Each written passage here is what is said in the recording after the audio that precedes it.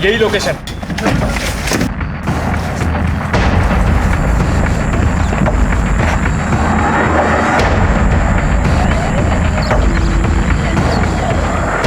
तोड़ दरवाजा।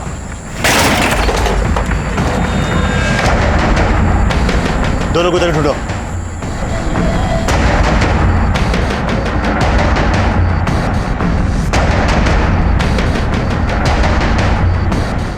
सर, अंदर कोई नहीं है। बाहर ढूंढो, आसपास सभी तरफ देखना, बच्चे यहीं कहीं होनी चाहिए। सर।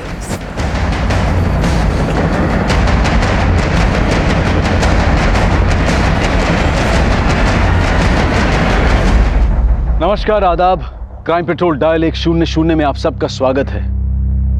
जब बच्चे किसी अपराध का शिकार होते हैं या नासमझी में उनसे कोई अपराध हो जाता है तो ये दोनों ही स्थितियां काफी सेंसिटिव होती हैं, क्योंकि हम सब ये मानते हैं कि बच्चे परिवार, समाज और हमारे देश का भविष्य होते हैं। ये केस बच्चों के कुछ ऐसे ही चिंताजनक पहलुओं से जुड़ा हुआ था, लेकिन ये बच्चे थे कौन?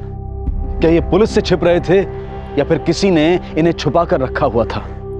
ये केस इलाहाबाद का था, लेकिन इसी से मिलता जुलता एक दूसरा केस बहुत जल्द रामनगर उत्तराखंड में भी आने वाला था।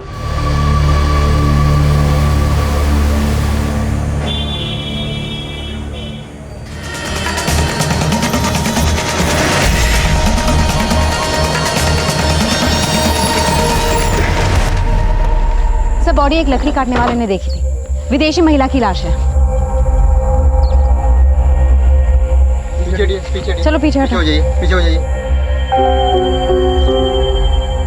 सर, पहचान ना पता चले इसलिए बॉडी को जलाने की कोशिश की गई है, लेकिन बारिश होने के कारण बॉडी पूरी तरह से जली नहीं है। आसपास और कोई क्लू मिला जिससे इसकी कोई पहचान हो सके? नहीं सर, फिलहाल तो कुछ नहीं मिला।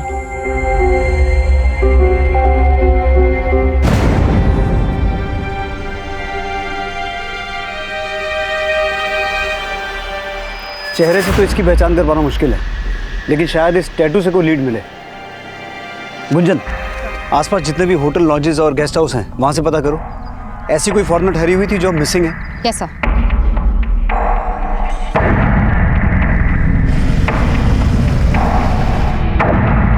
जल्द ही उस अज्ञात महिला की पहचान में जुट गई जिसके विदेशी सैलानी होने का अनुमान लगाया जा रहा था, लेकिन इस वक्त इस महिला की पहचान की कोई लीड नहीं मिल पाई थी और उसकी हत्या का एक केस ऐसे कई और अपराधों से भी जुड़ने वाला था जिसमें इंसानियत की हदें भी पार की जा चुकी थी। खोल लो, खोल, ऐसे भी था, खोल, अरे खोल ना। सर, जिस औरत की लाश हमें जंगल में मिली, ये उसका पोस्टमार्टम रिपोर्ट। सर, उस लड़की की मौत हमें लाश मिलने से एक रात पहले सांप के जहर से हुई है। सांप का जहर? हाँ सर, लेकिन सर उसकी पूरी बॉडी में कहीं पे भी सांप के काटने का कोई निशान नहीं है। सर, पोस्टमार्टम रिपोर्ट के मुताबिक उसके नेक में सिरिंज घुसा के उसकी पूरी बॉडी में स्नेक पॉइजन इंजेक्ट किया गया था। लेकिन इस लड़की को इस तरीके से सांप का जहर दे के मारा गया, इसके पीछे किसी का मकसद क्या हो सकता है? सर, वो तो तभी पता चल पाएगा जब उसकी पहचान हो पाएगी। सर, आसपास के सारे होटल्स, लॉजेस, रेस्टोरेंट सब जगह पूछताछ की, लेकिन कहीं से कोई क्लू नहीं मिला। इस पोस्टमार्टम रिपोर्ट के मुताबिक उस लड़की की उम्र कितनी थी? सर, 20 से 25 साल। 20 से 25 साल। गुंजन, उन होटल्स और लॉजेस में से ये पता करो कि हत्या के कुछ दिन पहले के दिनों में 20 से 25 साल की कोई विदेशी लड़की जिसके हाथ पर इस तरह का टैटू हो, उसने वहां से चेकआउट किया था। और वहां की सीसीटीवी फुटेज भी चेक करना, देखो शायद कोई लीड मिले। Yes sir.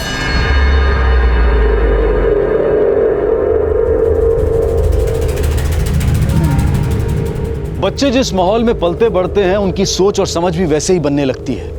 एक तरफ गुड़िया अपने पिता के पारसमणि पाने के अंधविश्वास की साक्षी बन रही थी, तो वहीं दूसरी तरफ आकाश अपनी मां के तंत्र के ढकोसलों से तंग था। छोटू अनाथ था, लेकिन उसमें पढ़ने की जिज्ञासा थी, पर इन बच्चों को सही मार्गदर्शन देने वाला कोई नहीं था।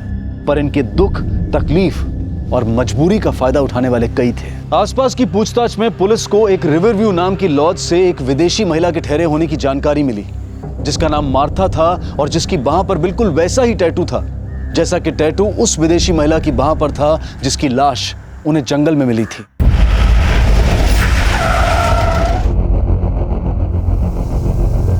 सर, मार्था हमारे यहाँ 15 दिन रुकी थी, तभी उसके हाथ में ये टैटू देखा था। मार्था रहने वाली कहाँ की थी? सर, उसके पासपोर्ट पे यूके का एड्रेस था। दिखाइए।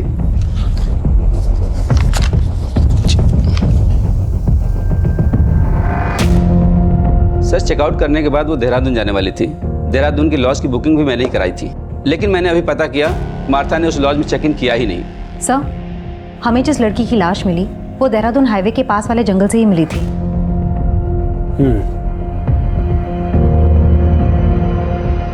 जिस दिन मार्था ने यहाँ से चेकआउट किया था उस दिन का सीसीटीवी फुटेज दिखाइए।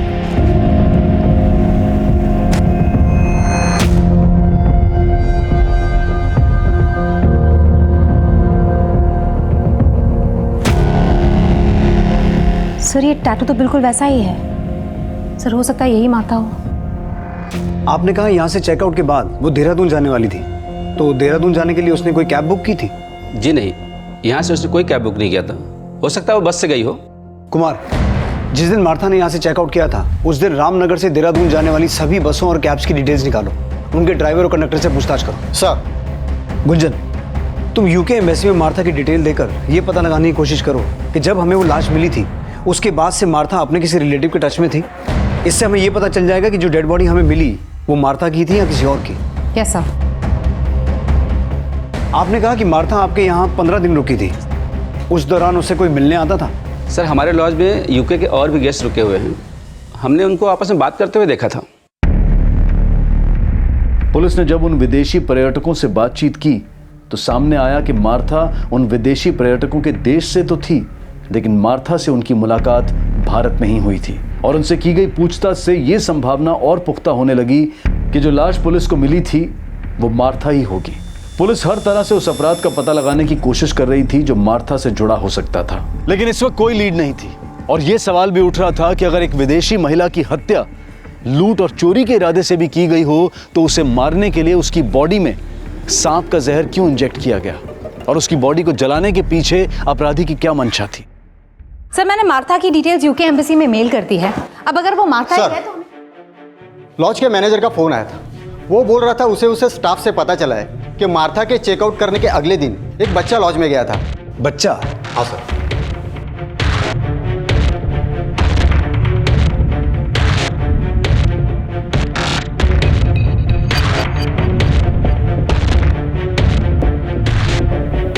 सर, ये बच्चा मार्था के बारे में बात कर रहा था जिसने एक दिन पहले ही चेकआउट किया था। सर, मैं इस बच्चे को जानती हूँ। ये रसौली मार्केट में फूल बेचता है। सर, इस बच्चे को मार्था के साथ एक बार मैंने लॉन्च में बात करते भी देखा था।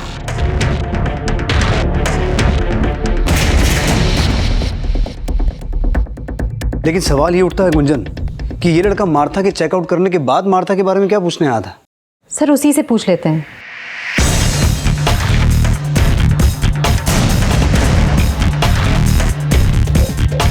बेटा, वो छोटू कहाँ है, वो जो फूल बेचता है? मैडम, छोटू को तो मैंने सुबह से नहीं देखा। कहाँ रहता है वो? मैडम, उसका घर नहीं है, तो गांव में जो मंदिर है ना वहाँ सोता है।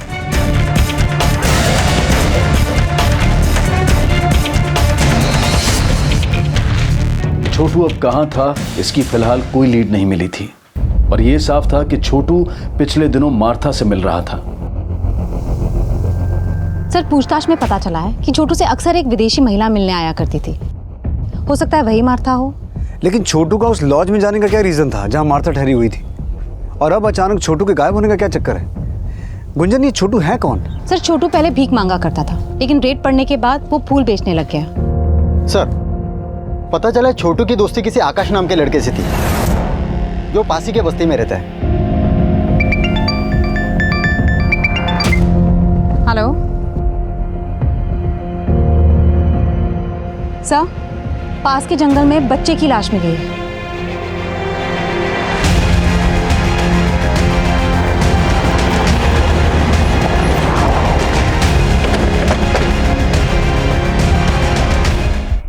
कोई जानता है इस बच्चे को?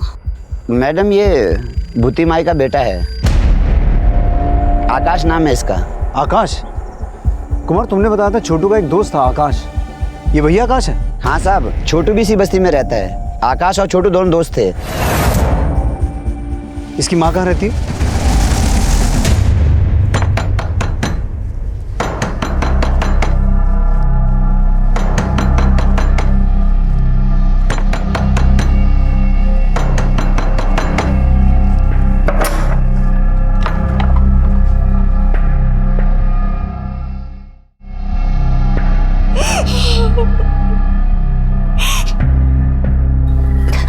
किसने मारा मेरे बेटे को? आकाश की बॉडी पर किसी तरह के घाव तो नहीं थे। अब ये पोस्टमार्टम के बाद ही पता चलेगा कि मौत की वजह क्या थी। पोस्टमार्टम? इसका मतलब आप मेरे बेटे की लाश के साथ चीरफाड़ करोगे? नहीं, मैं ऐसा नहीं होने दूंगी। आप मेरे बेटे को वापस दीजिए। मेरा बेटा मुझे वापस चाहिए बस। 1 मिनट, बिना पोस्टमार्टम के हम आपको आकाश की बॉडी नहीं दे सकते हैं। अच्छा, ये छोटू के बारे में आपसे कुछ बात करनी थी हमें। छोटू? क्या उस कमीने ने मारा है मेरे बेटे को? हाँ? हमें छोटू की तलाश है, लेकिन तुम्हें ऐसा क्यों लगता है कि छोटू ने ही आकाश को मारा? साहब, छोटू आकाश से चिढ़ता था। मैंने कई बार आकाश को मना किया सड़क छाप लड़के से मत मिल, पर आकाश मेरी बात नहीं माना। और अब देखिए क्या हो गया।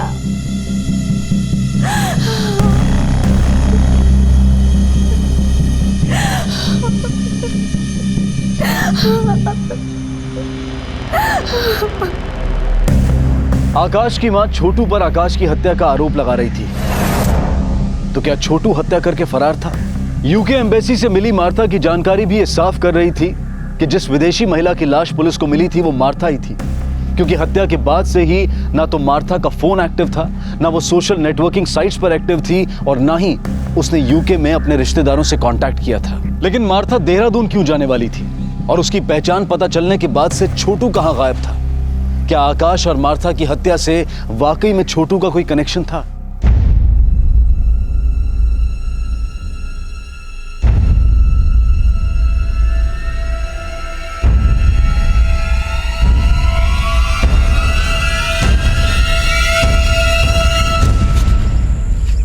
पापा,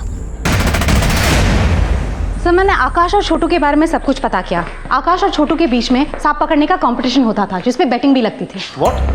हाँ सर, यही वो सर्प मित्र है जिसने दोनों को सांप पकड़ना सिखाया, और यही उस पर बेटिंग लगवाता था। सर, आकाश के मर्डर के बाद ये सर्प मित्र भी गायब है और उसका फोन भी बंद है। मार्था की बॉडी में स्नेक पॉइजन इंजेक्ट किया गया था, और आकाश की बॉडी पर भी किसी एक्सटर्नल इंजरी के मार्क्स नहीं मिले हैं। हो सकता है आकाश को भी उसी तरीके से मारा गया हो। लेकिन गुंजन, आकाश और मार्था, इन दोनों की मौत का आपस में कोई कनेक्शन है? सर, पूछताछ में तो ये पता चला है कि आकाश और छोटू के बीच में कुछ दिनों से झगड़ा चल रहा था, और छोटू मार्था से मिल रहा था। अब छोटू भी गायब है और सर्प मित्र भी। इस सर्प मित्र को ढूंढो। मुझे लगता है इन हत्याओं में उसका कोई ना कोई कनेक्शन है, इसीलिए ये गायब है। सर। हेलो मैडम, छोटू मिल गया है। आज रसौली मार्केट में फिर से फूल बेचने आया वो। मैडम, जंगल में एक मंदिर है, मैं वहाँ पहले अपनी माँ के साथ रहता था। 2 दिन से वहीं था मैं। वो सर्प मित्र भी तुम्हारे साथ था? नहीं मैडम, वो मेरे साथ नहीं थे। तो फिर कहाँ है वो? मालूम नहीं मैडम, लेकिन उस्ताद ने बोला था वो थोड़े दिन के लिए कहीं बाहर जा रहे हैं। कहाँ? वो पता नहीं मुझे। तुम मार्था को जानते हो? Martha madam? हाँ साहब, बहुत अच्छी है वो, मुझसे फूल खरीदती है। तुम मार्था को उसके लॉज में मिलने गए थे? गया था, पर वो मिली नहीं। कहाँ है मार्था मैडम? मैं उन्हें काफ़ी टाइम से खोज रहा हूँ। क्यों खोज रहे हो? मार्था मैडम हम जैसे फुटपाथ के बच्चों के साथ कोई डॉक्यू फिल्म बना रही थी। उन्होंने कहा था मैं भी टीवी पे आऊँगा, तो मैं इसलिए उन्हें खोज रहा हूँ। छोटू, हमसे कुछ छुपा नहीं रहे हो ना? नहीं साहब। तो तुम्हारा वो उस्ताद कहाँ है, वो सर्प मित्र जो तुमसे और आकाश से सांप पकड़ने का खेल खिलवाता था? साहब बोला ना, मुझे सच में नहीं मालूम। तो आकाश का मर्डर क्यों किया? बोलो, क्यों मारा उसे? क्या आकाश मर गया? साहब ये क्या बोल रहे हो? आकाश की लाश मिली है हमें, और हमें पता चला है कि तुम्हारा उसके साथ झगड़ा हुआ था। तुम्ही ने मारा ना उसे? साहब आकाश दोस्त था मेरा, मैं क्यों मारूंगा उसे? तो फिर किसने मारा? तुम्हारे उस्ताद ने? नहीं साहब, वो तो हमारे गुरु हैं, वो क्यों मारेंगे आकाश को? साहब मुझे तो लगता है आकाश की माँ ने उसके साथ कुछ किया होगा। वो उसके साथ कोई तंत्र वंत्र भी कर रही थी। तंत्र वंत्र? हाँ साहब, मैंने कई बार देखा है। साहब वो मंत्र फूंक के कुछ तो बनाती थी, फिर वो काढ़ा आकाश को पिलाती थी। ले पी। इसी वजह से आकाश अपनी माँ को बिल्कुल नहीं पसंद करता था। वो उसे ज़बरदस्ती रोज़ वो काढ़ा पिलाती थी। लेकिन वो पिलाती क्या थी? साहब ये तो पता नहीं, लेकिन जब से आकाश वो काढ़ा पीने लगा था वो एकदम गुस्सैल सा हो गया था।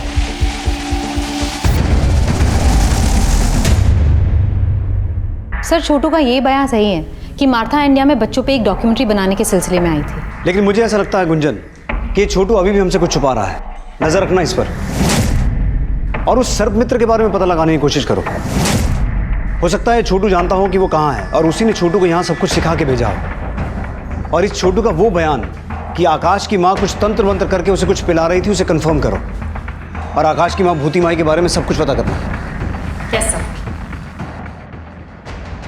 मार्था और आकाश की हत्या में सर्प मित्र की भूमिका का संदेह उसके अचानक गायब हो जाने से पुख्ता हो रहा था। एक तरफ पुलिस उसकी तलाश में जुटी थी तो वहीं छोटू पर भी नजर रखी जा रही थी। गुड़िया, मेरे पास कोई पारस मणि नहीं है। मेरे उस्ताद बोलते कि आप ऐसा कोई भी सांप नहीं जिसके मुंह में पारस मणि हो। ऐसे सांप पाताल लोक में होते हैं। ये पाताल लोक कहाँ है? मुझे नहीं मालूम।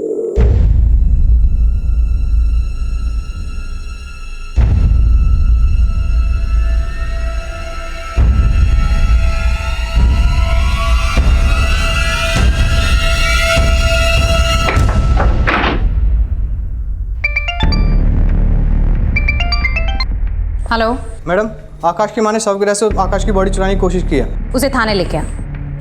मैं अपने बेटे का पोस्टमार्टम नहीं होने दूंगी। मुझे मेरे बेटे की लाश दे दो। इसीलिए उसका पोस्टमार्टम नहीं होने देना चाहती क्योंकि तूने उसे कुछ पिला के मारा है। मैंने कुछ नहीं किया साहब। बॉडी चुराने की कोशिश तो की, और हमने सुना है तो उसके साथ कुछ तंत्र मंत्र करती थी। हाँ करती थी, लेकिन उसे बचाने के लिए। उसमें कोई बुरा साया था। कैसा बुरा साया? उसकी कुंडली में खराबी थी। किसी ज्योतिषी ने कहा था कि वो अल्प आयु है। मैं तंत्र से उसकी नियति को बदलना चाहती थी, लेकिन नहीं बदल पाई। मैंने अपने बेटे को नहीं मारा। मुझे मेरे बेटे की लाश दे दो बस। लेकिन अब तो तेरा बेटा मर चुका है, उसकी लाश लेके क्या करेगी तू? उसे जिंदा करूंगी। क्या? हाँ, तंत्र में बहुत ताकत होती है और मैं ऐसा तंत्र जानती हूँ जिससे मुर्दे को भी जिंदा कर सकती हूँ।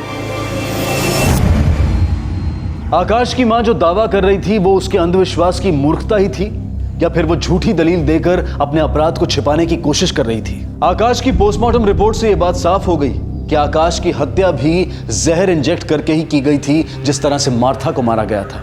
और जब पुलिस ने आकाश के घर की छानबीन की, पूरा घर छान मारो।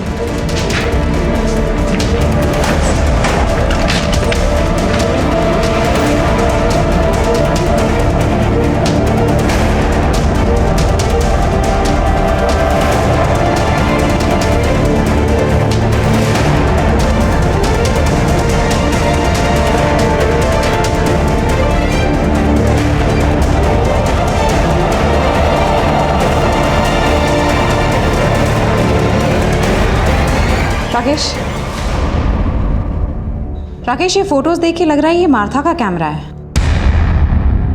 वहां से एक विदेशी कैमरा बरामद हुआ जो कि मार्था का था, और उस कैमरे में कुछ ऐसे फोटोग्राफ्स मिले जिनमें आकाश की मां के साथ एक ऐसा शख्स था जो मार्था को जानता था। सर, भूति के कमरे में स्नेक पॉइजन रिलेटेड कोई भी क्लू नहीं मिला, लेकिन ये कैमरा मिला है। ये मार्था का कैमरा है और उसमें काफी सारे फोटोज क्लिक्ड है जिसमें भूति इस आदमी के साथ है। सर, इस आदमी का नाम आनंद है। ये टूरिस्ट गाइड है और रिवरव्यू लॉज के सीसीटीवी कैमरा के फुटेज में ये भी मार्था से मिलते हुए देखा गया है।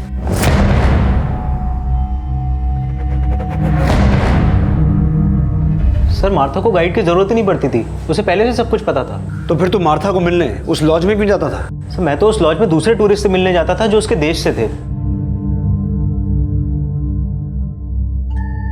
वहीं मेरी मुलाकात मार्था से हुई। और मार्था का कैमरा वो आकाश की मां के पास कैसे पहुंचा?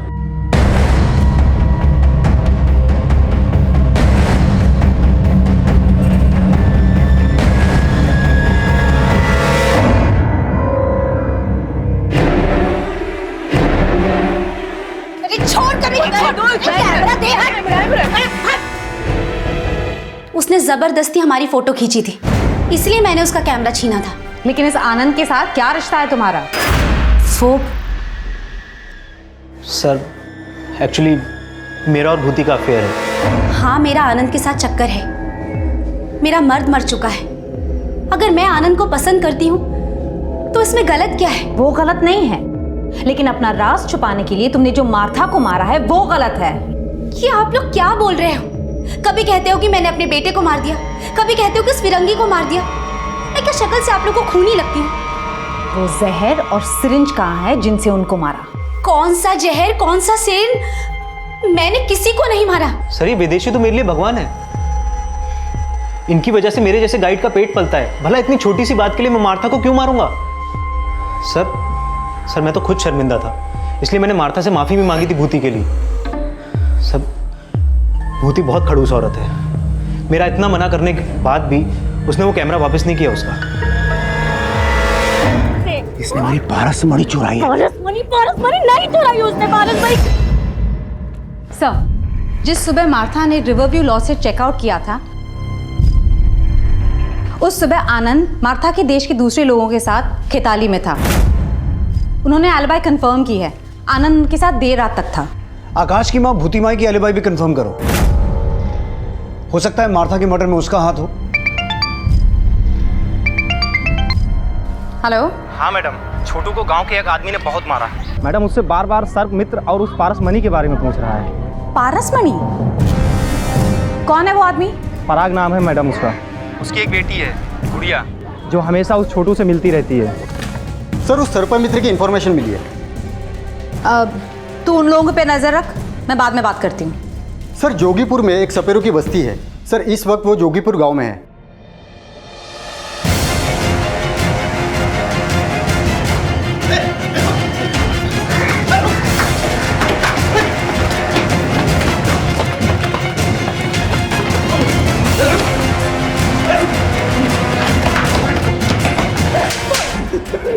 मैडम जी मैंने किसी को नहीं मारा, मेरा विश्वास करिए। तो फिर भागा क्यों और फोन बंद करके क्यों रखा है? वो तो मैं पराग के डर से भाग गया था। एकदम पागल आदमी है मैडम जी। उसे वहम हो गया था कि मेरे आकाश के पास कोई पारसमणि है, इसके लिए उसने हम लोगों को बहुत परेशान किया मैडम जी। मुझे सांप दे। पागल है क्या? सांप दे इधर। मैंने कहा मुझे सांप दे। मुझे सांप चाहिए। ये पागल क्या कर रहा है ये? मुझे सांप चाहिए, मुझे सांप चाहिए। इसके मुंह में पारसमणि है। किसने बोला तुमको कि इसके मुंह में पारसमणि? कहीं तूने तो इसके मुंह से पारसमणि नहीं चुरा ली? मुझे सांप चाहिए, मुझे सांप दे। मुझे सांप। क्या कर रहे हो? अगर तूने मुझे सांप नहीं दिया और मुझे पारसमणि नहीं मिली तो मैं पुलिस में जाके ये बता दूंगा कि तू छोटू और आकाश से सांप पकड़वाने का जुआ खिलाता है। मैडम जी वो मुझे जेल न करा दे, इसलिए मैं भाग गया था। सर्प मित्र बंसी अपने बयान पर कायम रहा कि उसने ना मार्था की हत्या की थी और ना ही आकाश की। पुलिस अब गुड़िया के पिता से मिलकर इन हत्याओं में उनकी भूमिका भी खंगाल रही थी। साहब, मैं नागों को जहर के लिए नहीं पकड़ता हूँ, पारसमणि के लिए पकड़ता हूँ। और उस नाग में पारसमणि थी, इसीलिए मैंने आकाश और सर्प मित्र को पीटा था। लेकिन मैंने किसी को जान से नहीं मारा साहब। मैडम जी, पराग किसी को नहीं मार सकता। उसकी दिमागी हालत ठीक नहीं है। उसे तो बस इतना ही लगता था कि वो सांप के मुंह से पारसमणि निकाल सकता है। लेकिन उसे ऐसा क्यों लगता है? एक बार उसने सपने में देखा था कि सांप के मुंह में पारसमणि है। फिर एक साधु ने पैसे ऐंठकर 4 मंत्र दे दिए और कहा कि अगर ये मंत्र पढ़ेगा तो वो पारसमणि निकाल सकता है सांप के मुंह से। इस चक्कर में जान जोखिम में डालकर वो सांप को पकड़ने की कोशिश कर रहा था। वो उसे जहर वहर निकालने नहीं आता था मैडम जी। मैंने छोटू को भी पारसमणि के लिए पीटा था। मुझे लगता था कि वो आकाश से पारसमणि छीनकर उसे मारकर भाग गया है। चलो माना कि पारसमणि के लिए उसने छोटू को पीटा, लेकिन तुमने भी तो छोटू को थप्पड़ मारा था। वो मेरी गुड़िया को बहका रहा था, इसीलिए मैंने मारा, नहीं तो।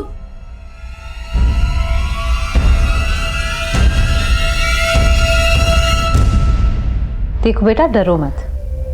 जो भी है हमें खुल के बताओ। मैं कुछ नहीं जानती हूँ। तुम छोटू से चोरी छिपके क्यों मिलती थी? क्योंकि माँ को छोटू पसंद नहीं। क्यों? वो अनाथ है इसलिए। पर वो मेरा दोस्त है, मैं उसे पढ़ाती हूँ क्योंकि वो स्कूल नहीं जा सकता ना, इसलिए। तुम छोटू को पढ़ाती हो? हाँ मैडम, वो मुझे सांप पकड़ना सिखाता है, बल्ले में मैं उसे पढ़ाती हूँ। तुम छोटू से सांप पकड़ना सीखती हो? पापा सांप पकड़ के पारस मनी निकालना चाहते हैं, इसलिए मैं सांप पकड़ के पापा को देना चाहती हूँ ताकि उनको बाहर ना जाना पड़े और माँ उनको बंद ना रखे। गुड़िया का मासूम बयान छोटू की भी पैरवी कर रहा था और उसके पिता की भी, और जल्द ही इस केस में एक नया खुलासा हुआ। सर, पता चला है कि मार्था ने देहरादून के डिप्टी कमिश्नर को चिट्ठी लिखी थी। उस चिट्ठी में लिखा था कि वो डीसी से मिलना चाहती है। लेकिन मार्था देहरादून के डिप्टी कमिश्नर से मिलना क्यों चाहती थी? सर, इस बारे में तो चिट्ठी में कुछ भी नहीं लिखा। हेलो। हाँ मैडम जी, हाँ मेरी ना गुड़िया कहीं नजर नहीं आ रही है और वो छोटू भी कहीं दिख नहीं रहा है। जरूर वो लड़का मेरी लड़की को कहीं ले गया है। सर, गुड़िया की माँ का फोन था, वो कह रही है कि गुड़िया नहीं मिल रही है। उसे लग रहा है कि छोटू ही उसे उठाकर लेकर गया है।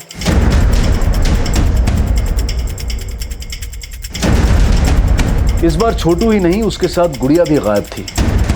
लेकिन वो खुद गायब हुए थे या उनको गायब करने के पीछे किसी और का हाथ था? नहीं साहब, गुड़िया को तो नहीं, उसके बाप को भूती माई के साथ झगड़ते हुए देखा था। तेरे वजह से मेरा बेटा मरा है। मैं तेरे और तेरे खानदान का सर्वनाश कर दूंगी, सर्वनाश। सर, मुझे ऐसा लगता है कि आकाश की मौत का बदला लेने के लिए उसकी माँ भूती माई ने गुड़िया को गायब किया। लेकिन गुंजन, गायब तो छोटू भी है। सर, इस आदमी ने गुड़िया को छोटू के साथ जाते हुए देखा था। छोटू गुड़िया को लेकर जंगल की तरफ गया है। गुंजन, छोटू ने हमें बताया था कि जंगल में एक मंदिर है जहाँ वो अपनी माँ के साथ रहता था। हो सकता है गुड़िया को लेकर वहीं गया हो।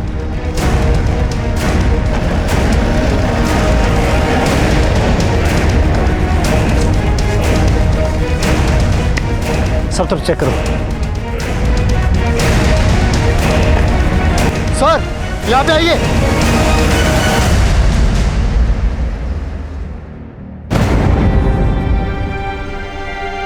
जिंदा है, एम्बुलेंस बुलाओ जल्दी। सर,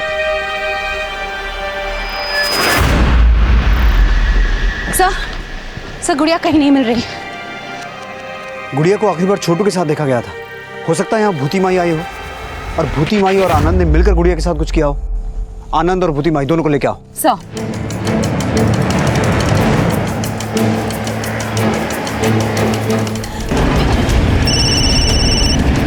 हाँ बोलो कुमार। सर, आनंद के घर पे ताला लगा है और उसका फोन भी बंद आ रहा है। ना मैंने गुड़िया और छोटू को कुछ किया, ना मुझे पता है कि आनंद कहाँ है। सर, आनंद को अपनी कार से गांव की बाहर की तरफ जाते हुए देखा गया था। Let's go. एक तरफ छोटू के होश में आने का इंतजार किया जा रहा था, लेकिन गुड़िया कहाँ थी? इस केस में अब भी कुछ और खुलासे होने बाकी थे।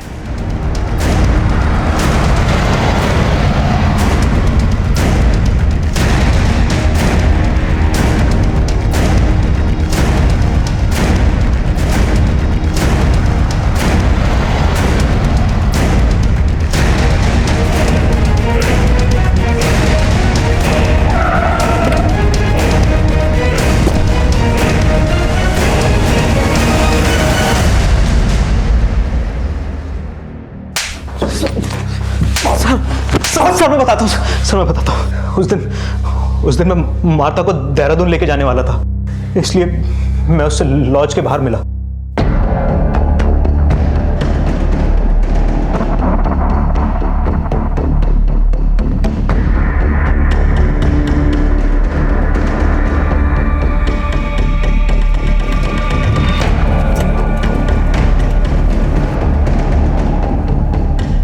यहाँ क्यों रोका? अभी बताता हूँ तुझे। वो मुझे एक्सपोज करने वाली थी, इसलिए मैंने उसे मार दिया। ऐसा क्या एक्सपोज करने वाली थी?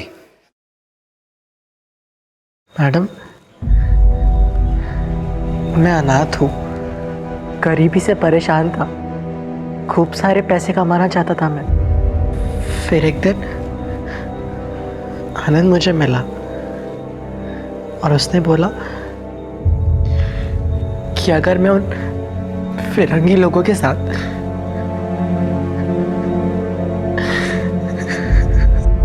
वो फिरंगी लोग मेरे साथ गलत काम करते थे।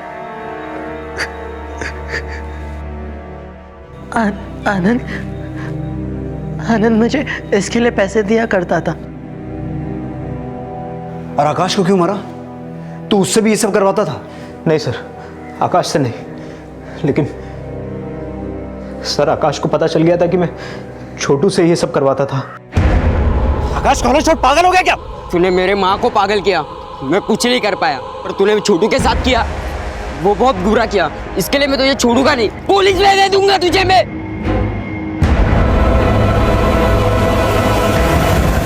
और गुड़िया?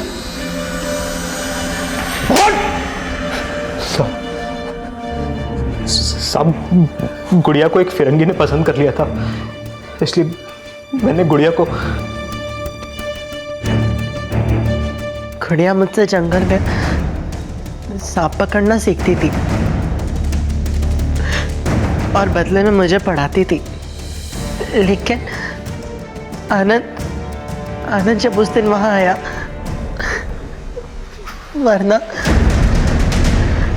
वरना वो फिरंगी लोग गुड़िया के साथ भी। कहाँ है गुड़िया? कहाँ है गुड़िया?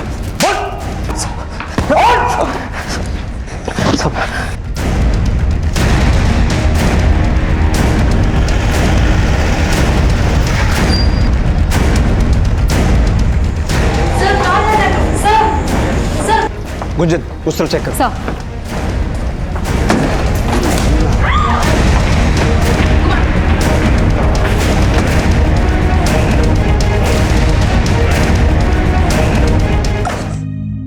आनंद के चौंकाने वाले खुलासे के बाद गुड़िया और छोटू समेत कई और बच्चों के शारीरिक और मानसिक शोषण के इस अभद्र और अमानवीय अपराध का पर्दाफाश हुआ। इस केस से पहले सामने आया इलाहाबाद का केस भी ऐसे ही घिनौने अपराध से जुड़ा था। बच्चों के शोषण से जुड़े इस मामले के खिलाफ विदेशी मूल की मार्था ने बहुत पहले ही ये मुहिम छेड़नी चाहिए थी, लेकिन उसकी हत्या करके उसकी इस मुहिम को दबाने की कोशिश की गई। लेकिन मार्था का यह जज्बा एक उदाहरण पेश करता है कि सच्चाई और मानवता के लिए लड़ने वाले सरहदें नहीं, बल्कि इंसान और इंसानियत के उस सूत्र को रेखांकित करते हैं जो किसी देश या व्यक्ति विशेष के लिए नहीं, बल्कि पूरे विश्व के लिए जरूरी है। देखते हैं हमारे आज के एपिसोड की दूसरी कहानी। तब लगा कि इससे बुरा कुछ हो ही नहीं सकता, लेकिन उसके बाद जो हुआ वो नहीं, जो हो गया सो हो गया। अब उसके बारे में नहीं सोचूंगी मैं। अब तो मैं मुंबई आ गई, यहाँ कुछ बुरा नहीं होगा, यहाँ सब अच्छा ही होगा मेरे साथ। मुंबई सपनों का शहर, इतनी उम्मीदों के साथ आई थी मैं यहाँ मुंबई में। तब सोचा भी नहीं था कि यहाँ रहना कितना मुश्किल होगा, और उससे भी मुश्किल होगा।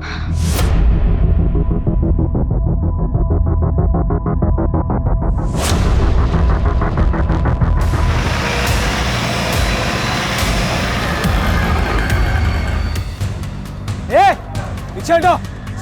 क्या लग रहा है? पीछे हटो।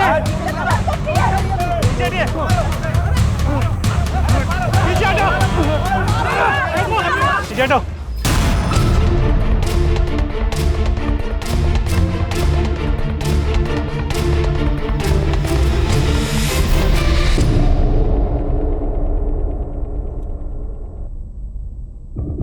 गौरी, डरो मत, ठीक ठीक बताओ कि हुआ क्या था। मैं रोज बुआ को डब्बा देने आती हूँ और फिर डब्बा देकर कॉलेज जाती हूँ। आज भी मैं डब्बा देने आई थी। अचानक से मेरे पेट में बहुत दर्द होने लगा। मैंने सोचा कि मैं पहले डॉक्टर अंकल को दिखा दूंगी। गौरी को क्लिनिक में आते आते दोपहर हो गई। कह रही थी कि उसकी तबीयत ठीक नहीं है, पेट में दर्द था उसके। डरी हुई थी, पर वाकई उसको बहुत दर्द हो रहा था। मेरे पेट में बहुत दर्द हो रहा है। अब बैठ जाओ। Hello, send me nurse. Gauri, Gauri, अरे मैंने उसे बुलाने की कोशिश की पर वो रुकी नहीं। वैसे डॉक्टर अंकल अच्छे से बात करते हैं मुझसे, वो मुझसे पढ़ाई के बारे में भी पूछते हैं और आज तो वो मुझे अपनी बेटी की बुक्स देने वाले थे। मेरे पेट में बहुत दर्द हो रहा है। ओह, पेट में दर्द हो रहा है?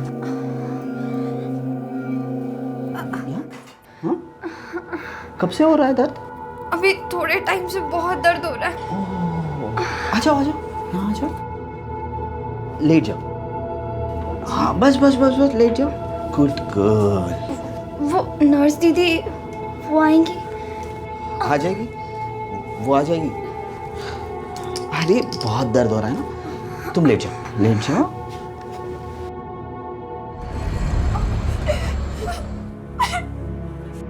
साहब, मुझे इसी हालत में मिली थी। मैं समझ गई थी कि कुछ ऐसा वैसा हुआ। जब मैंने इसे पूछा तो उसने ये सब बताया। क्या किया तुमने गौरी के साथ? था? मैं पूछ रही हूँ क्या किया तूने? एक बच्ची का बाप होकर ऐसा गंदा काम करता है तू? मारो इसे पकड़ के। हाथ मत लगाओ। क्या कर? मारो इसे।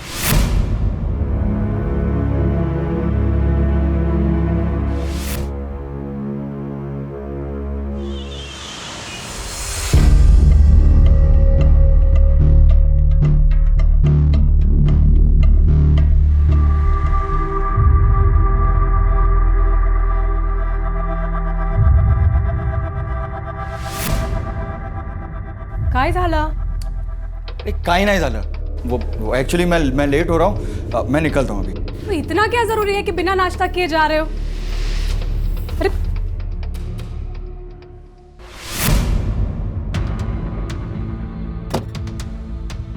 सर, अस्पताल के स्टाफ से पूछताछ किया और वहाँ के सीसीटीवी कैमरा के फुटेज को भी चेक किया। सर, फुटेज में कुछ खास हाथ नहीं लगा, लेकिन हाँ, गौरी अस्पताल से निकलते हुए नजर आ रही है। उसका हाथ उसके पेट पे था और वो बहुत धीरे धीरे चल रही थी। स्टाफ से पूछताछ में कुछ कंक्लूसिव नहीं मिला, सब मिक्स्ड बातें बता रहे हैं। सर, डॉक्टर शिरीष बहुत अच्छे हैं, वो सबकी बहुत हेल्प करते हैं। अगर वो नहीं होते तो शायद आज मैं डॉक्टर भी नहीं बन पाती। वो ऐसा कर ही नहीं सकते, इम्पॉसिबल है सर। इतना अच्छा कोई होता है क्या? मतलब सर, कुछ लोग अपनी अच्छाई को ज़्यादा ही दिखाते हैं ताकि अपनी बुराई को छिपा सके। उन्हीं में से है ये डॉक्टर। मात्रे, इससे तो कुछ भी क्लियर नहीं हो रहा। जब तक कोई सब्सटेंशियल इन्फॉर्मेशन नहीं मिल जाती उसको अरेस्ट नहीं कर सकते। जी सर, पर ये डॉक्टर शिरीष काफ़ी वेल कनेक्टेड भी है। मैंने इसका बैकग्राउंड चेक किया, शहर के टॉप अस्पतालों से जुड़ा हुआ था। फिर 6 साल पहले इसने खुद का नर्सिंग होम खोला, बड़े लोगों तक पहुँच है इसकी। इस केस को काफ़ी होशियारी से डील करना होगा।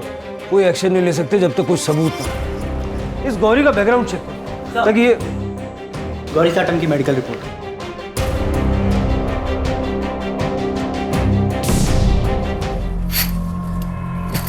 बाबा, ये तुम क्या कर रही हो? मैं तुमसे बात कर रहा हूँ, ये सब क्या कर रही हो? मत करो ये सब। तो क्या करूं? पर्दे खुले रखूं? हाँ, सब लोग देख रहे हैं, तरह तरह की बातें कर रहे हैं।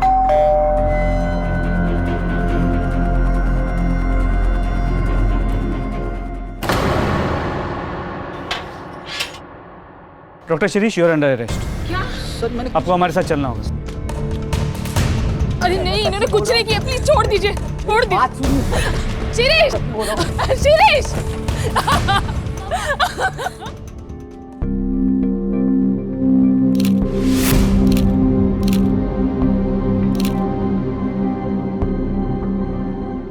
सर, वो लड़की झूठ बोल रही है। मैंने उसे हाथ तक नहीं लगाया।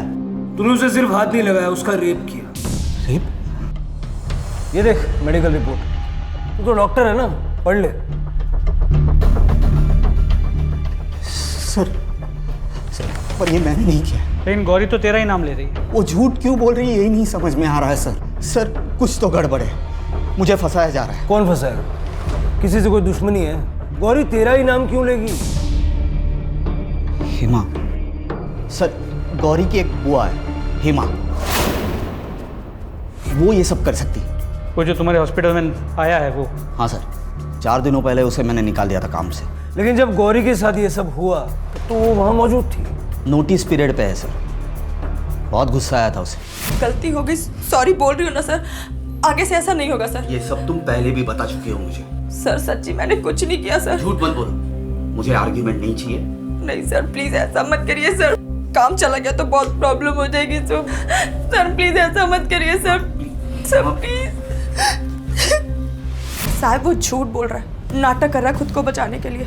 मैं आलसी या लापरवाह नहीं हूँ। लापरवाह होती तो नर्सिंग लाइन में इतने साल तक टिकी नहीं रहती। साहिब, नर्सिंग होम छोटा पड़ रहा है और स्टाफ ज़्यादा है और पगार नहीं बढ़ रही, इसलिए वो स्टाफ को निकाल रहा है। बड़ा ही कमीना आदमी है सर वो। मेरी फूल सी बच्ची 2 दिन से कमरे में बंद है, शौक में है। गलत तो हमारे साथ हो रहा है साहिब, और आप हमसे ही सवाल पूछ रहे हैं।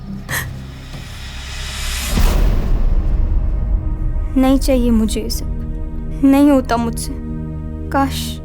काश आई बाबा जिंदा होते तो ये सब नहीं होता।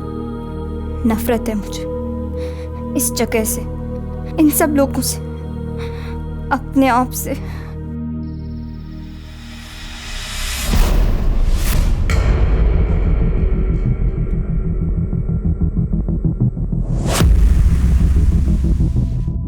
चल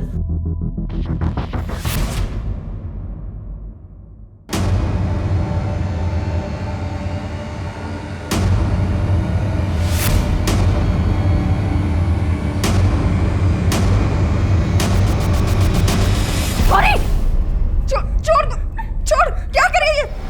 छोड़, पागल हो गई है तू। कौन है?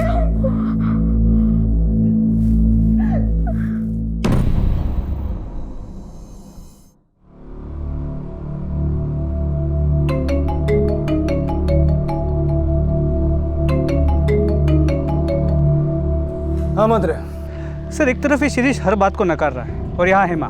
ऊपर से मेडिकल रिपोर्ट में हमें कोई सीमन के ट्रेसेस भी नहीं मिले जिसे हम मैच कर सके। कई रेप केसेस में ऐसा होता है, इसीलिए कुछ प्रूव कर पाना मुश्किल होता है। लेकिन हमें शिरीष के खिलाफ वाटर टाइट केस बनाना होगा। सर उसने ऑलरेडी बेल की एप्लीकेशन रजिस्टर कर दी है। मोस्टली बेल मिल भी सकती है क्यों, रेपुटेशन अच्छी है, पास्ट रिकॉर्ड भी क्लीन होगा। जरा इस शिरीष के बारे में पूछताछ करो, अगर कुछ मिल गया तो ये केस पुख्ता हो जाएगा। जी सर। चलो, ये डॉक्टर शिरीष की पुराने पेशेंट्स की लिस्ट है, इनसे पूछताछ करो, डिटेल्स निकालो। मूव। हेलो, क्या? कहाँ?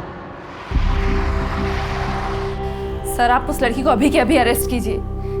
बाप रेपिस्ट और बेटी पागल, ऐसे कोई मारता है, वो भी अपने ही दोस्त को। एक मिनट, तुम्हारा नाम क्या है?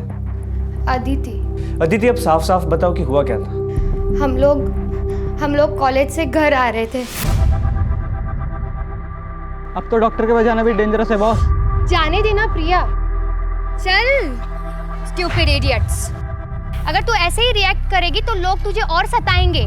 तेरे पापा ऐसे हैं, पर उसमें तेरा क्या फॉल्ट? लेकिन तेरे पापा, अरे जब मैं अंकल के क्लिनिक में एंटर करती थी मुझे एक अजीब सी घबराहट होती थी, डर लगता था जिस तरह से वो टच करते थे। Stop it Aditya, enough. But Priya मैं सच बोल रही हूँ। I hate you. आ मम्मा। सर अब आपको एक्शन लेना ही होगा। आज मारा है, कल खून ही कर दिया तो ऐसे तो वो लोग अपनी मनमानी करते रहेंगे। एक मिनट अदिति, जो कुछ भी तुमने कहा है क्या वो सच है? मेरा मतलब है प्रिया के पिता डॉक्टर शिरीष के बारे में। ऑब्वियसली सच है, और फिर मैं झूठ क्यों बोलूंगी? शिरीष अंकल कुछ ज्यादा ही अच्छे से बात करते थे और कुछ ज्यादा ही टच करते थे। ठीक है, इन्वेस्टिगेशन चल रही है, कुछ पता चलेगा तो हम आपको बता देंगे। सर इस प्रिया के खिलाफ कोई ना कोई एक्शन तो लेना ही होगा। जिस तरह उसने अदिति को मार। शी वाज प्रोवोक्ड मात्र, उसकी गलती नहीं है। अदिति की माँ से बात करके सारे चार्जेस ड्रॉप करो और प्रिया को स्टर्न वार्निंग देके मैटर क्लोज करो। ये डॉक्टर साहब अपने आप को जितना शरीफ बता रहे हैं उतना शरीफ है नहीं, उससे फिर से बात करो। शायद अदिति के बारे में सुन के वो अपनी शराफत का नाटक छोड़ दे। सर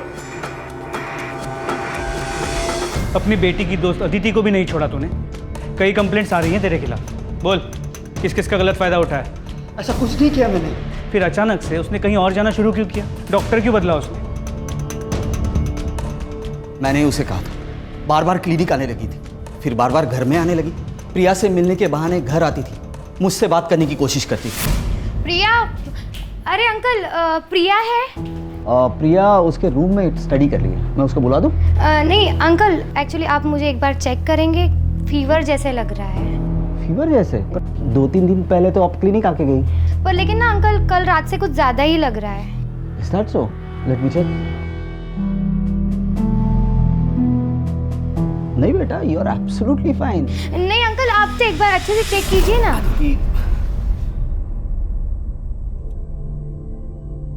देखो अदिति बेटा, आई कैन अंडरस्टैंड। इस उम्र में ऐसा होता है, अपने से ओल्डर उम्र की आदमी की तरफ अट्रैक्शन होता है, खासकर तुम्हारी सिचुएशन में। पर बेटा यू हैव टू स्टॉप। आप बार बार क्लिनिक या घर में नहीं आ सकते। मैं कहाँ बार बार आती हूँ? आई डोंट, ऐसा कुछ है ही नहीं तो। Then it's good. मैं प्रिया को बुला देता हूँ। प्रिया, नहीं, इट्स ओके, मैं उससे ना कॉलेज में बात कर लूंगी। Okay, bye uncle. बस सर, वो लास्ट दिन था, उसके बाद ना ही वो घर आई ना ही क्लिनिक। ठीक है, लेकिन अगर इसमें से एक भी बात झूठ निकली ना, बहुत बुरा होगा। सर, ये सब कुछ खत्म हो सकता है। आप सिर्फ मुझे एक बार गौरी से बात करने की इजाजत दे दीजिए। मैं उसे पूछूंगा क्यों झूठ बोल रही है। आई एम श्योर वो अपनी कंप्लेंट वापस ले लेगी सर।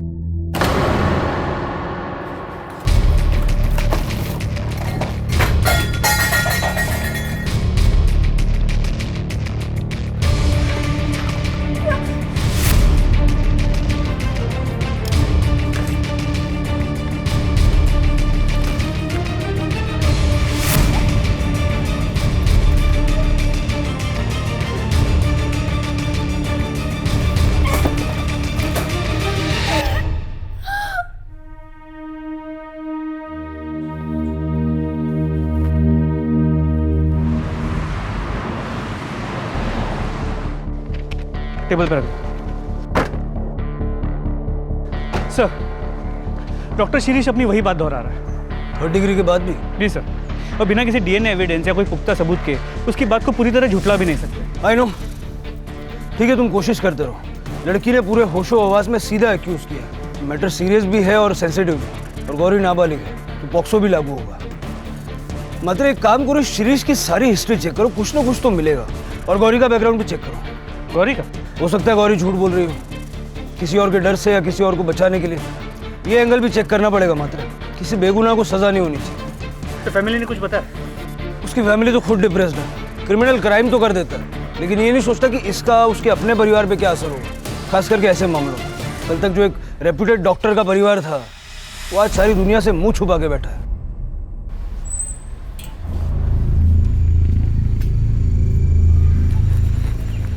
मिसेस रानडे, मुझे आपसे जरूरी बात करनी। मैं मिसेस रानडे नहीं हूँ। अरे प्रभा जी, ये एक मिनट सुन तो लीजिए, मैं क्या कहना चाह रहा हूँ। मुझे आपसे कोई बात नहीं करनी और मेरा इन सबसे कोई लेना देना नहीं है। अरे प्रभा जी भाई जी जल्दी, मुझे बहुत जरूरी बात करनी है। प्रभा जी, अरे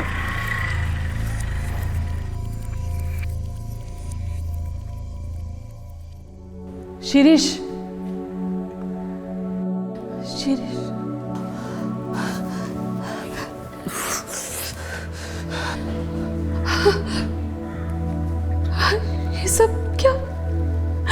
ये सब कब तक चलेगा?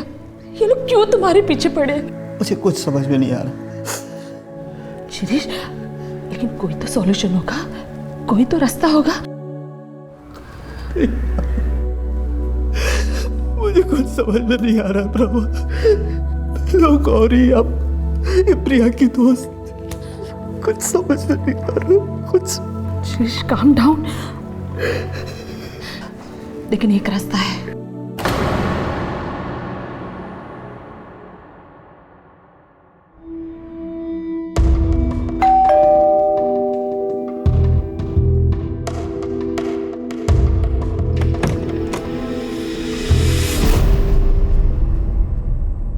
सर, डॉक्टर शिरीष का background check. Anything significant? Nothing sir, spotless career, कोई झगड़ा नहीं, कोई मिसकंडक्ट नहीं। पिछले 6 साल के उसके नर्सिंग होम के रिकॉर्ड्स को चेक किया, कुछ नहीं मिला। उसके पहले वो जिन अस्पतालों में जुड़ा था वहाँ बात की, उसके पुराने पेशेंट से बात की, कुछ नहीं मिला सर, बिल्कुल बेदाग है। वाकई बेदाग है या दाग छुपाने की कोशिश की गई? सर ऐसा लगता तो है नहीं। 6 साल पहले उसका एक लोकल नेता के साथ झगड़ा हुआ और वहाँ भी डॉक्टर शिरीष ने ही उस नेता के खिलाफ कंप्लेंट रजिस्टर की। इसके अलावा और कुछ नहीं। और गौरी? सर गौरी का बैकग्राउंड चेक चल रहा है, जैसे ही कुछ पता चलता है मैं आपको अपडेट करता हूँ।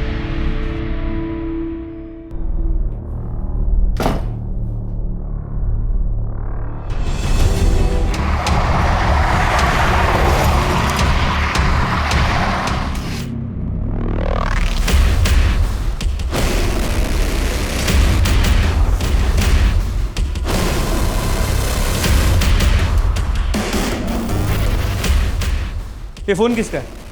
गौरी का। कामली, ये पन क्या?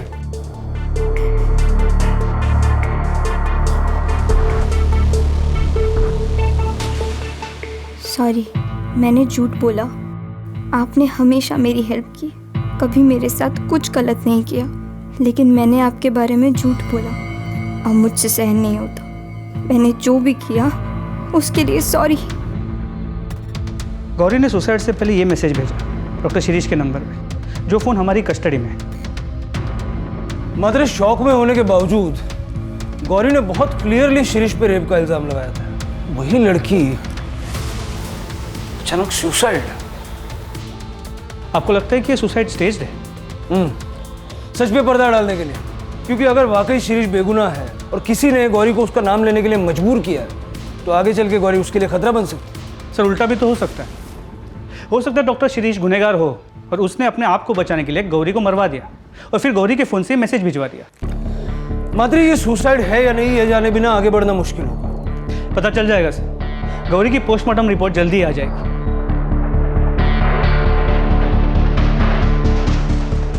गौरी साटम की तथाकथित आत्महत्या के चलते ह्यूमैनिटी नर्सिंग होम बलात्कार मामले ने एक नया मोड़ लिया। मम्मा ये देखो, मौके वारदात पर मौजूद वरिष्ठ पुलिस कर्मियों ने ये आशंका जताई है कि आत्महत्या है या एक सोची समझी साजिश। डॉक्टर शिरीष रानाडे की फैमिली से संपर्क करने की सारी कोशिशें नाकाम रही। खुद पुलिस कस्टडी में डॉक्टर शिरीष रानाडे अपने आप को बेगुनाह होने का दावा कर रहे हैं। क्या हुआ? अरे मैं देख रही हूँ ना टीवी। प्रॉब्लम क्या है तुमको? प्रॉब्लम क्या है? ये प्रॉब्लम जो इतना जोर जोर से चला के रखती हो। वहाँ हॉस्पिटल में सारे पेशेंट और घर पर तुम। 2 मिनट चैन की सांसें तो लेने दो। 1 मिनट, क्या झाला का है तुम्हारा? मैं रोज देख रही हूँ, तुम्हारा चक्कर वक्कर चल रहा है ना किसी के साथ? सच बताओ। हमारे साथ बात करना ही बेकार है। Leave it. सर, गौरी की पोस्टमार्टम रिपोर्ट, उसकी मौत 1:30 और 2 के बीच हुई है और वो मैसेज 2:15 को भेजा गया है। उसके बॉडी पे स्ट्रगल के निशान है, मतलब उसने अपने आप को बचाने की कोशिश भी की थी।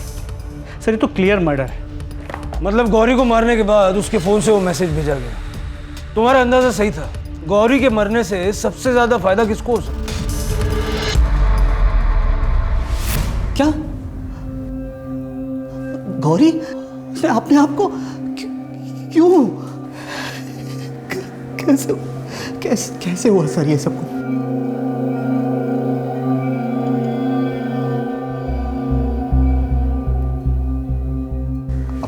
कहना क्या चाहते हैं कि ये सब मैंने किया?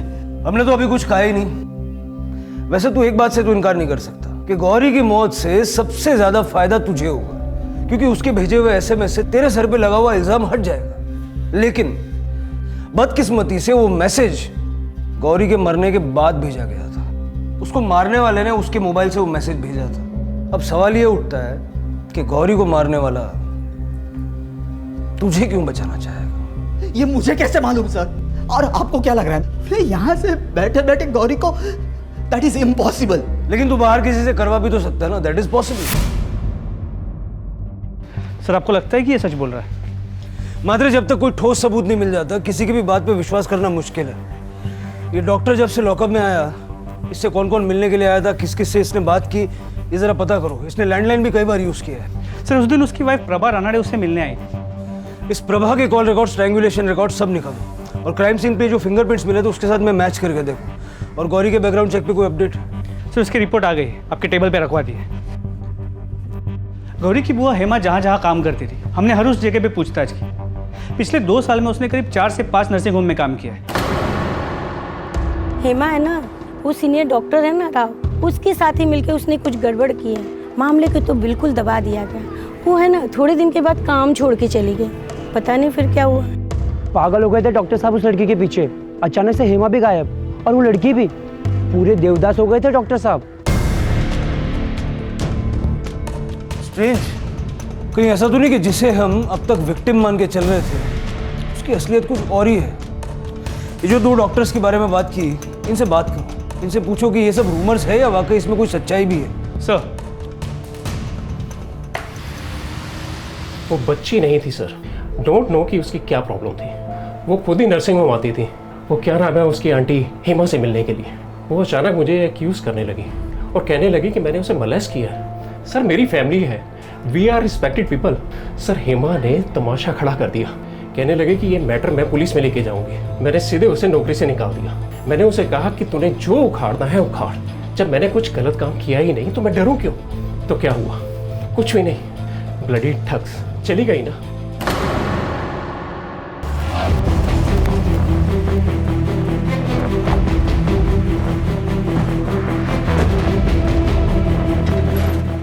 शिप्रा चलता हूँ मैं, शाम को लेट आऊंगा। डॉक्टर यतीन केलकर। जी सर। हम आपसे गौरी साटम के बारे में बात करने आए, जानते हैं ना उसे? हेमा ने आपके अस्पताल में तकरीबन कितने टाइम के लिए काम किया था? सर एग्जैक्टली तो याद नहीं है सर। हेमा तो याद है ना? जी सर। हेमा के साथ आपके अस्पताल में कोई प्रॉब्लम हुई थी क्या? हमने सुना है उसने आपका काम अचानक से छोड़ दिया था। क्या ये गौरी कभी आपके करीब आने की कोशिश करती थी? ऐसा तो कभी कुछ नहीं हुआ। अगर हुआ होता सर तो मुझे ज़रूर याद होता। और वैसे भी मैं स्टाफ से दूरी बना कर रखता हूँ सर।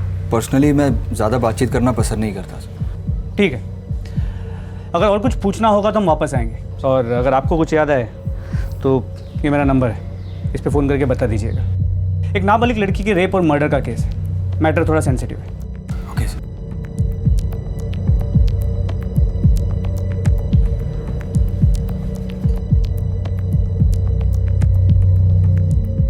पुलिस क्यों आई थी यहाँ पे? क्या किया तुमने? दिमाग खराब हो गया क्या तुम्हारा? क्या करूंगा मैं? देखो मुझे सच सच बताओ, तुमने क्या किया है? कुछ नहीं किया है मैंने। हर बात पे शक करती हो यार।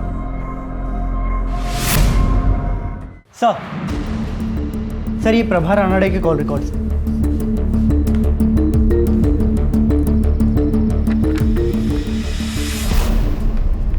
चलो।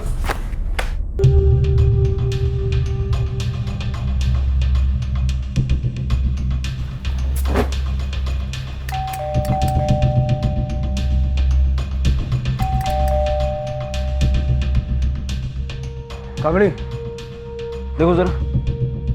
डॉक्टर शिरीष रानाडे की फैमिली से संपर्क करने की सारी कोशिशें नाकाम। अंदर टीवी चल रहा है, आवाज आ रही है, लेकिन सब खिड़कियां दरवाजे बंद है, कुछ दिखाई नहीं दे रहा। मिसेस रानडे पुलिस है, खोलिए दरवाजा। मिसेस रानडे, प्रिया।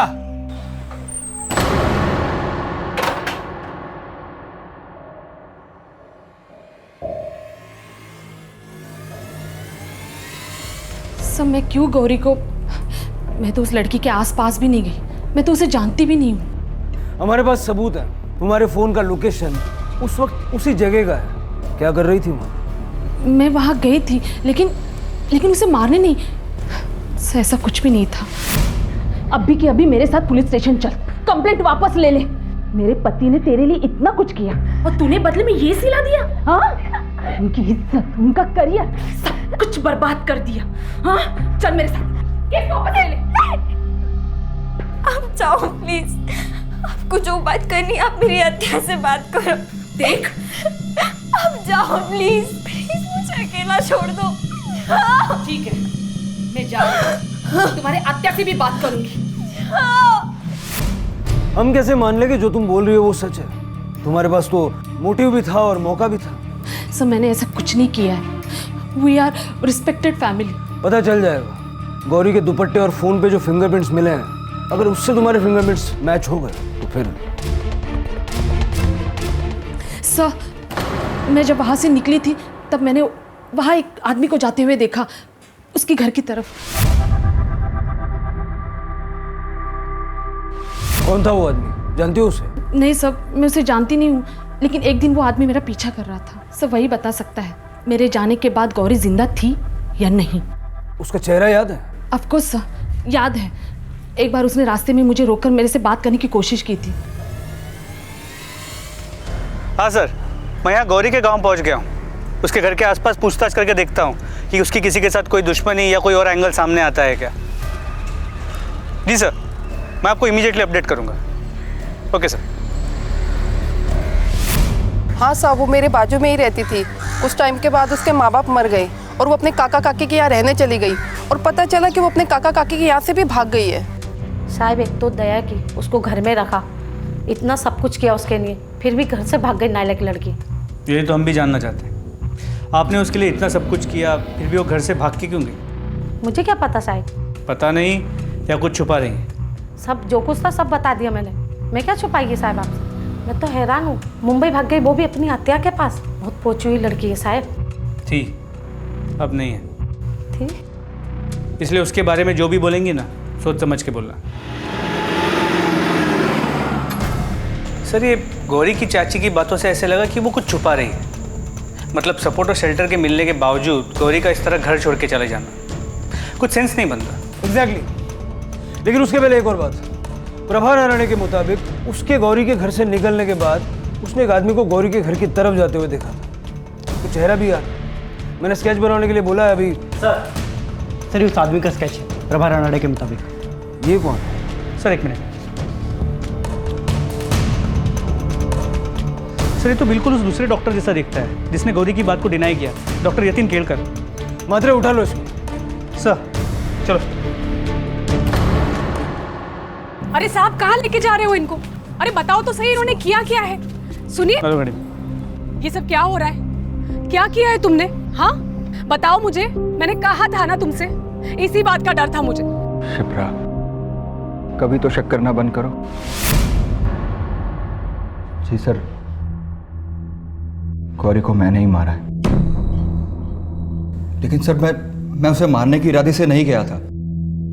मेरी लाइफ तो पहले से ही बर्बाद कर चुके थे वो लोग, लेकिन मैं नहीं चाहता था कि डॉक्टर शिरीष के साथ भी वो लोग ऐसा ही करें। मतलब साफ साफ बताओ, क्या बकवास कर रही है? अरे मैंने इसे हाथ तक नहीं लगाया। गौरी क्या चल रही है? तो ये ऐसा क्यों बोल रही है? झूठ बोल रही है क्या? वैसे भी हॉस्पिटल में सबने देखा है कि किस तरह सारा दिन आपकी नजरें गौरी पर ही टिकी रहती है। 17 साल की मासूम सी बच्ची है वो। छोड़ूंगी नहीं तेरे को, पुलिस में कंप्लेंट करेगी। हाँ। अरे ऐसे कैसे पुलिस में कंप्लेंट करेगी?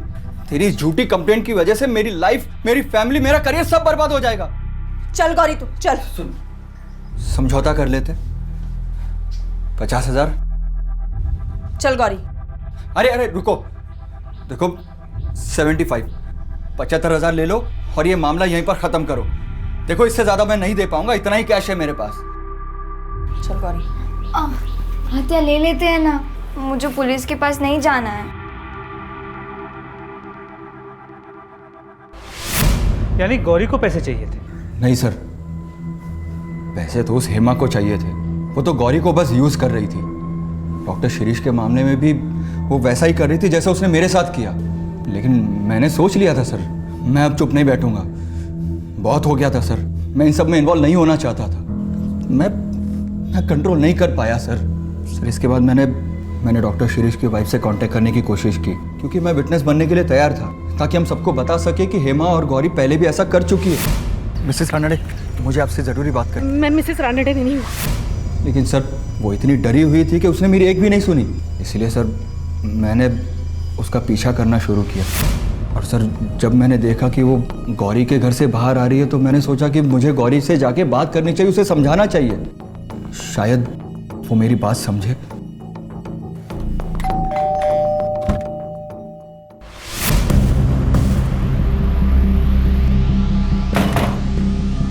आप आते नहीं है, आप बाद में आना। बहुत हो गया अभी तुम लोगों का। ध्यान से मेरी बात सुन, चुपचाप ये केस वापस ले ले। बर्बाद करके रख दिया तुम लोगों ने उस इंसान को। झूठ पे झूठ, झूठ पे झूठ। क्रिमिनल को रोकने के लिए खुद क्रिमिनल बन गया। पुलिस के पास क्यों नहीं गया? तुझे उसी दिन पुलिस के पास जाना चाहिए था जिस दिन गौरी और हेमा ने तेरे साथ वो सब किया। गौरी को मारकर तूने अपनी और अपने फैमिली की पूरी जिंदगी बर्बाद कर ली।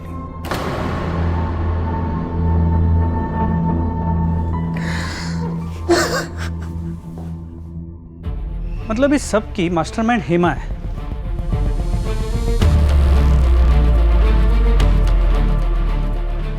क्या हुआ सर? क्या सोच रहे? एक बात खटक रही है। हर बार मामला मॉलेस्टेशन का था। हेमा ने हर बार सामने वाले पे गौरी के साथ बदतमीजी करने का या उसको गलत तरीके से छूने का आरोप लगाया। ये डॉक्टर शिरीष के मामले में अचानक रेप क्यों? हो सकता है इस बार वो ज्यादा पैसे ऐंठना चाहती हो, या फिर ये भी हो सकता है कि शिरीष और हेमा के बीच में कोई अरेंजमेंट हो जो बैकफायर हो गया और बाद में दोनों के बीच में फूट पड़ गई। इतना तो कंफर्म है कि गौरी के साथ रेप हुआ था। मतलब यही पता करना कि ये रेप डॉक्टर शिरीष ने किया था या किसी और ने। इस केस में कई ऐसे सवाल हैं जिनके जवाब मिलना अभी बाकी है, और ये जवाब हमें मिलेंगे हेमा से। ले आओ उसे। सर, सब झूठ बोल रहे साहिब। गरीब लोगों को बदनाम करना आसान होता है, हमने ऐसा कुछ भी नहीं किया।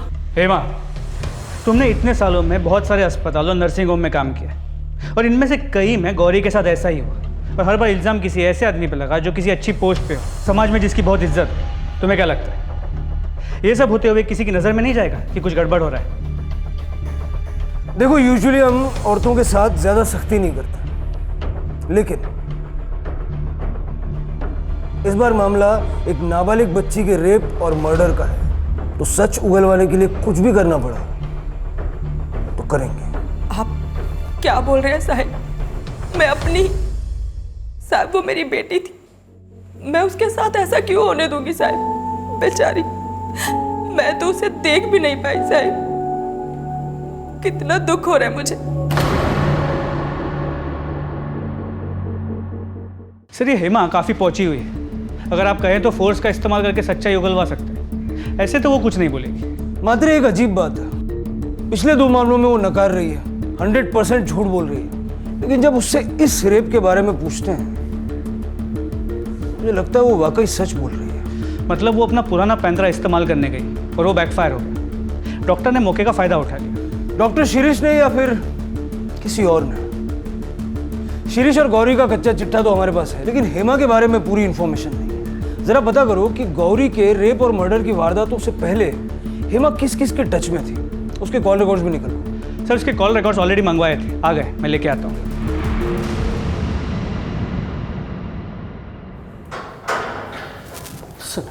सर, कुछ पता चला? इसे देख, इनमें से कोई नाम जान पहचान का लगता है क्या? ध्यान से पढ़। ये सर, ये नाम, ये नेता है। इसके खिलाफ मैंने 5-6 साल पहले कंप्लेंट की थी। क्यों? वही चक्कर सर, एक्सटॉर्शन। जब मैंने नया नर्सिंग होम खोला था तब ये पैसे मांगने आए थे। लो यहाँ से। पहले ही तुम्हारे खिलाफ पुलिस में कंप्लेंट कर चुका हूं मैं। यहाँ आसपास दिखाई भी दिए तो अंदर करवा दूंगा, समझे? चलो चलो। हाथ नहीं लगाने का। छोड़ूंगा नहीं तुझे, मैं छोड़ूंगा नहीं। सर, सही कह रहे, मैंने रिपोर्ट चेक किए थे। और लोग वोट क्यों नहीं देंगे? क्या हुआ, हमने 8 साल में सड़क का काम पूरा किया है। लोगों को काम याद दिलाओ, 8 साल नहीं, ठीक है? साहब, वो पुलिस आई है। पुलिस? बाहर रुकने को बोलो। हमारा बाहर रुकने का वक्त खत्म और तेरा अंदर जाने का वक्त शुरू। क्या नाम है तेरा? क्या रही है सब? और बिना परमिशन अंदर कैसे आए? कंप्लेंट कर दूंगा तुम सबकी। चलो निकलो बाहर यहाँ से। बहुत पछताओगे तुम लोग। जानते नहीं किससे बात कर रहे हो तुम। 1 सेकंड में सस्पेंड करवा दूंगा, 1 सेकंड में।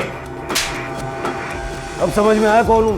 तेरी पार्टनर ने सारा सच उगल दिया है, हेमा।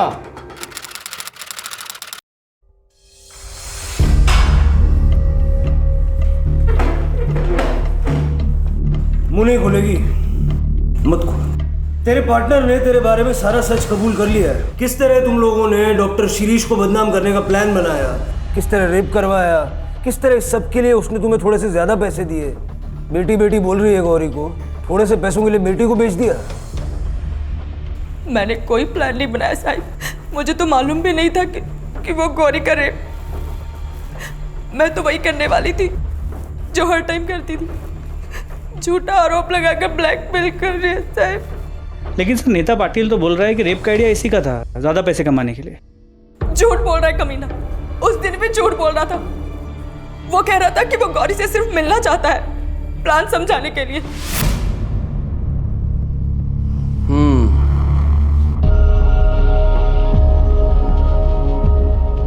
तो ये है वो, कर पाएगी ये? मतलब कि हो पाएगा इससे? इतना बड़ा तमाशा करने के लिए दम चाहिए। पहले भी तो कर चुकी है ना साहब। तुम जाओ, अकाउंटेंट को बोल दिया मैंने, पैसे ले लो। और सुनो, आधे मिलेंगे और आधे नर्सिंग होम बंद करवाने के बाद, ठीक है? जाओ। हेमा, इसे यहीं रहने दो, मुझे इससे कुछ बात करनी है। तुम रुक, मैं आती हूँ।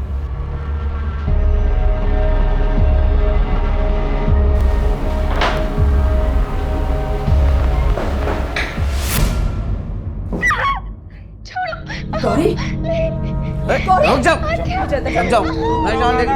मैं कह रही हूँ मुझे अंदर जाने दो। नहीं जान देगी। मैं कह रही हूँ गौरी, छोड़ो मुझे। नहीं छोड़ेगी।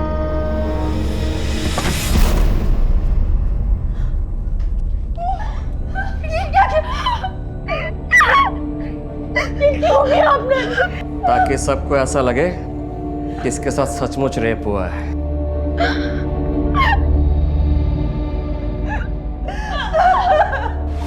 कुछ समझ ही नहीं आया साहब, मतलब मैं क्या करती?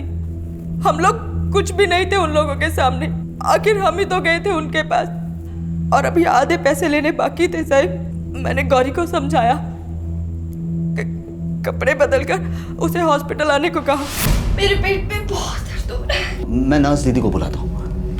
नर्स को भेजो मेरे केबिन में जल्दी।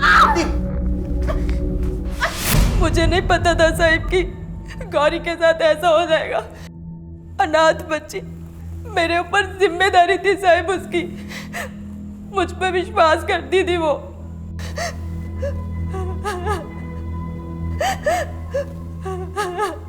क्या हुआ था गांव में? बेच दिया उसे। उसके काका काकी ने पैसे लेकर एक बड़ी उम्र के लड़के के साथ शादी करवा दी उसकी।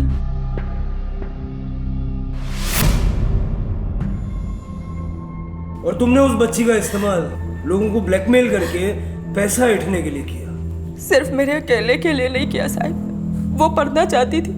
सच में वो नर्स बनना चाहती थी साहब। मेरे पास और कोई चारा नहीं था। मेरा पति हलकट सारा दिन दारू पी के पड़ा रहता था। मैं क्या करती? जो बुरा होना था साहब वो तो हो चुका, और मैंने सोचा कि बाकी के पैसे लेने अभी बाकी हैं, इसीलिए हमने डॉक्टर शिरीष को फंसाया साहब। तुम्हारे पास डॉक्टर शिरीष से दुश्मनी का मोटिव है और हमारे पास चश्मदीद गवाह। पटेल, तूने डॉक्टर शिरीष से 6 साल बाद बदला लिया। तू हेमा के बारे में भी जानता था वो लोगों को किस तरह फंसाती है। इसलिए जैसे ही हेमा ने डॉक्टर शिरीष की नर्सिंग होम को ज्वाइन किया, तूने उससे कांटेक्ट किया, है ना? अब हमारा सस्पेंशन तो नहीं होगा, लेकिन तेरा ट्रांसफर जरूर होगा जेल में। चल ये कामले, चल चल कामले ले।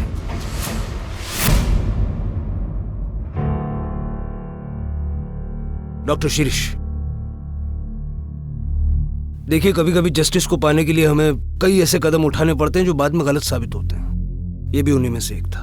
जो कुछ आपके साथ हुआ उसे तो हम बदल नहीं सकते, but we apologise. That's okay sir. आप लोग अपना काम कर रहे थे।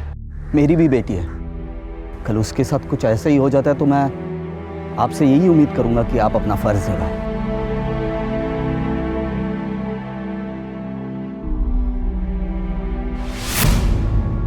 प्रभा,